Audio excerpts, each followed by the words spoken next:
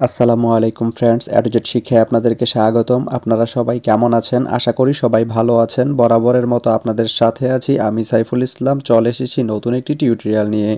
So আজকের টিউটোরিয়ালটি কোন বিষয়ের উপর হতে চলেছে সেটা নিশ্চয়ই আপনারা টাইটেল এবং থাম্বনেল দেখে অলরেডি বুঝে গেছেন। তো আমি কথা বাড়াবো না, চলে যাব মেইন টিউটোরিয়ালে।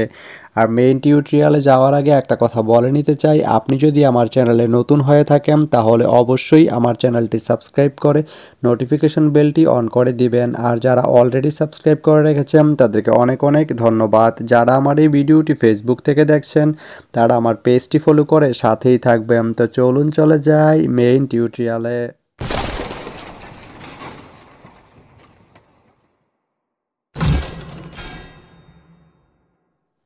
তো বন্ধুরা, আজকে আমরা জানবো আপনি ঢাকা এয়ারপোর্ট থেকে ভেড়ামারা যেতে কোন কোন ট্রেন রয়েছে, সেই ট্রেনগুলো ছাড়ার নতুন সময়সূচি, বন্ধের দিন এবং গিয়ে পৌঁছতে কতক্ষণ সময় লাগবে বিস্তারিত।